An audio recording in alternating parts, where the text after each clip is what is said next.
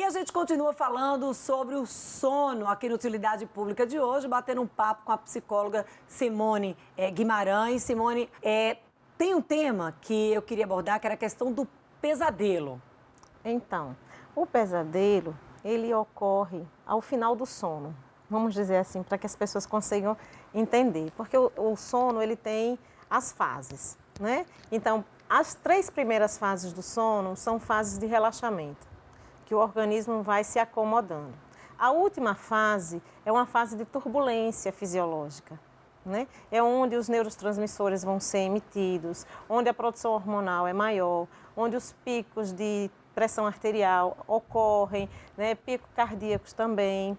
Então, nesse período do sono é que vão ocorrer os pesadelos, de forma, vamos dizer assim, consideradas normais, né? Então, o pesadelo se apresentando assim, não há do que você se preocupar. O que a gente precisa ter atenção é quando o pesadelo ocorre em etapas diferentes, né? Então, quando o pesadelo ocorre na etapa normal, esperada, o que a gente diz? A gente diz, nossa, parece que eu vivi o sonho, parece que foi agora. Por quê? Porque é nesse estágio que você já vai despertar, né? E quando isso acontece no meio da noite, por exemplo, e aí você acorda assustada, algumas pessoas, claro, vão conseguir virar para o lado e vão retomar o sono, outras não. Então, todas essas características do momento do pesadelo, elas têm que ser avaliadas, né? E qual é o contexto que a pessoa está inserida naquele momento, né? Qual a fase da vida, o que aconteceu durante o dia, o que está acontecendo com ela. Aquele pesadelo teve alguma coisa a ver com alguma coisa que ela está passando? Tem relação, né? Porque se a gente observa, a gente percebe que o pesadelo, ele é uma junção de coisas do dia, né? E para ele se tornar patológico, quantas vezes ele se dá, se ele está interferindo no seu sono. Então, todas essas questões têm que ser levantadas. Tem uma questão que é aquele outro grupo, a gente já trouxe aqui a questão do grupo que dorme muito, mas acorda com aquela sensação de que não dormiu, que você já trouxe aí, que é os idosos acabam se enquadrando muito nesse grupo. Mas tem um outro grupo que diz assim, eu durmo pouco e acordo muito bem. E às vezes até durmo menos do que estou habituado e também já acordo disposto. Isso quer dizer que essa pessoa, de fato, ela esteja alcançando de uma forma rápida aquela fase do sono e que de fato se recupere? Ou esse dormir pouco, independentemente, por exemplo, 4 horas, 5 horas, isso independentemente do tempo do sono pode ser um alerta, um distúrbio? Olha, isso pode ser um alerta, né? O que a gente pode erroneamente entender é que, assim, nossa, como eu estou bem, eu durmo pouco, acordo bem, isso não é problema. Isso é um problema futuro, né? Porque, assim, as pesquisas relacionadas ao sono, elas demonstram que você precisa ter um período de sono de 6 a 8 horas, né? Isso não quer dizer que você invariavelmente não possa mudar, claro que pode, mas ela precisa, porque o sono, a latência do sono, ele necessita, né? O mecanismo fisiológico do sono, ele necessita dessa quantidade de horas, né? Então, quando você diz, eu dormi pouco e acordei elétrica, acordei muito bem, na verdade, você nem dormiu. Você está, na realidade, atrasando algo que futuramente você vai ter problema. E aí você estava falando, quando a gente estava aqui no intervalo, que tem um outro problema grave, que são aquelas pessoas que ficam mexendo a perna ali. Isso. É a síndrome das pernas inquietas. É uma síndrome que, assim, ela não é pouco diagnosticada, porém ela é pouco conhecida, né, pela população. Porque as pessoas não... O que é que as pessoas entendem que é problema de sono? Insônia. Eu estou com insônia, eu estou com problema de sono, né? Então, assim, a síndrome das pernas inquietas é uma necessidade exacerbada de mexer as pernas, né? E isso é um déficit no equilíbrio físico-químico do sono. Uma coisa que eu quero chamar a atenção também é que o excesso de sono também é um problema do sono, né? A gente tem uma patologia que é bem interessante que seja falada, que é a narcolepsia. A narcolepsia, ela é um sono súbito. Então, por exemplo, se você faz uma seleção de trabalho, né, a depender da atividade que você vai desempenhar, isso é extremamente perigoso, porque a pessoa não dorme quando quer, ela não controla esse dormir, Ou seja, pode ser durante o desenvolvimento de uma atividade, a pessoa opera máquinas. Isso, é muito perigoso.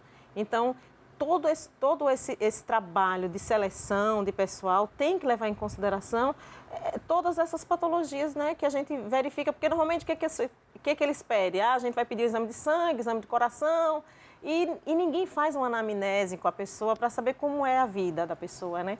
Então, isso é extremamente perigoso. É um distúrbio raro, mas é encontrado. E, assim, importantíssimo a gente estar falando sobre sono, porque como você destacou aí no primeiro bloco, é quando o corpo se recupera. Isso. Porque não dá para a maquininha estar ligada ali 24 mais 24 mais 24 mais 24. Não dá. Não dá, precisa ter uma compensação ali. Porque esse dormir pouco é em prol do quê? Da vida que a pessoa leva. O seu cotidiano é muito acelerado, então ela precisa dormir pouco, né?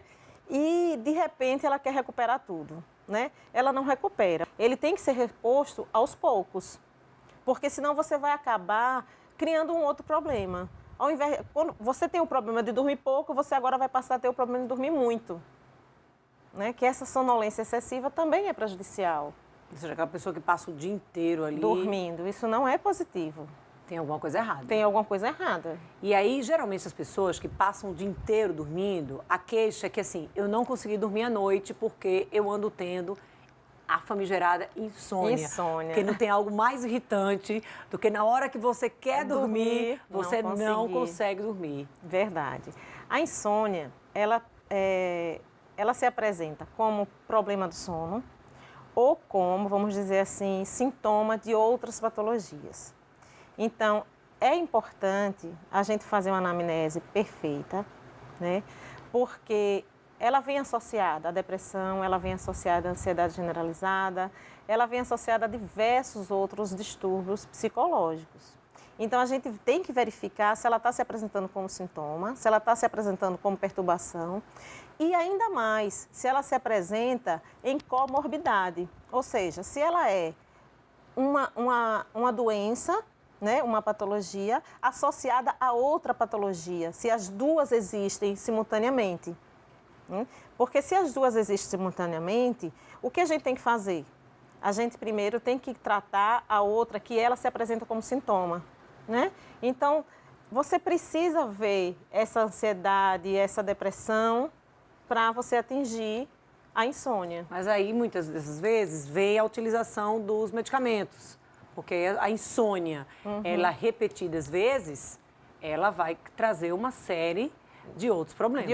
Quando já não dorme direito uma noite, já acorda no outro dia, todo mundo já conhece, né? É aquele cansaço imenso. Cansaço, irritação, sabe? Aquela coisa assim, nada vai dar certo. Exatamente. No meu dia de hoje, o problema menor vira um problema gigante, porque você já está sem paciência mesmo. É a impaciência, a irritabilidade mesmo, por falta de uma boa noite de sono, vem a utilização dos medicamentos, que aqui a gente não está criticando o uso desses medicamentos, até porque a gente sabe que, em algumas situações, é necessário. Então, o medicamento ele é um grande aliado no tratamento do sono, né? Por quê? Porque ele vai restabelecer esse equilíbrio, né? Que eu tanto falo que é do metabolismo do cérebro. Então, o medicamento ele é positivo. O que não é positivo é você ficar dependente desse medicamento, né? Ele tem que ser administrado, né, com acompanhamento médico, porque a dosagem tem que ser adequada ao problema que você apresenta, né? Nem todo mundo se dá com o mesmo hipnótico, né? Então, assim, a gente tem que avaliar o paciente de uma forma clínica para verificar isso. Então, o médico é que faz essa avaliação. Então, não é problema nenhum tomar um medicamento para dormir. O problema é você viver com isso, né? Porque você precisa chegar num momento em que o médico lhe diga, olha, agora você pode andar com as próprias pernas. E assim, será que a alimentação também não pode colaborar um pouco? Às vezes a pessoa tem insônia, mas aí passa o dia inteiro tomando café, a pessoa acaba consumindo, até muitas vezes, itens que ela desconhece que tem a cafeína. Exatamente. Então, assim, a alimentação, ela está diretamente ligada ao sono. Na verdade, a vida da gente, ela melhora no sono, né? Então, assim, se você não tem um dia favorável para uma noite de sono boa, você não vai ter uma noite de sono boa, né? Então, que tipo de alimentação você está tendo?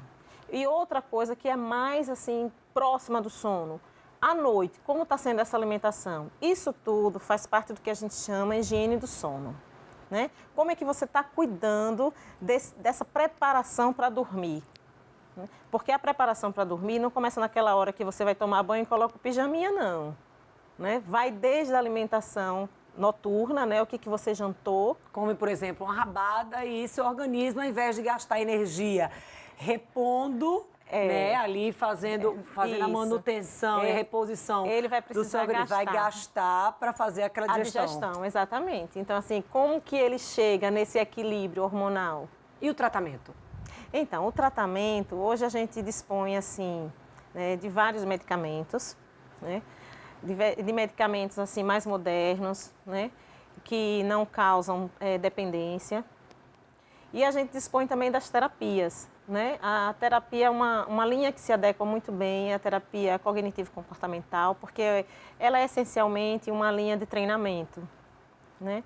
Então, a gente dá essa terapia de suporte para, vamos dizer assim, treinar o paciente a dormir, né? E a dormir bem, para que ele possa recuperar essa bioquímica dele, né? Esse metabolismo, ser um metabolismo reparador, não um metabolismo de gasto de energia. Né? Porque quando a gente fala assim em metabolismo reparador, a gente está o quê? Repondo o que foi gasto. Então não está gastando nada. Na verdade, a gente está só repondo, para no dia seguinte você gastar de novo. Né? E se você faz isso, você consegue manter um ritmo bom de vida, de vigília, e um ritmo bom de sono. E o estresse não vai ser seu aliado no dia a dia. Ou seja, vamos ensinar as pessoas a desligar ali o botãozinho na hora de dormir, porque assim, não é fácil. Você passou o dia ali consumindo uma série de estimulantes, café, refrigerante, açúcar, no estresse que durou o dia inteiro. Isso. E aí, de repente, você tem que desligar, apertar, né? O botãozinho para desligar. Esse aprendizado não é fácil. Vamos ensinar as pessoas a dormir. Vamos aprender a dormir, então. Simone, muito obrigada pelas informações. Eu que agradeço pela oportunidade. Então, que você ensine as pessoas a dormir bem, porque isso é bem necessário, uma vida ativa e uma mente ativa também, que a gente já trouxe esse programa aqui no Utilidade Pública. Mais uma vez, muito obrigada. Obrigada, você também. E essa edição do Utilidade Pública fica por aqui. A gente volta a se encontrar amanhã aqui no mesmo horário, na sua TV Aparipê, a partir das 13h30. Espero você.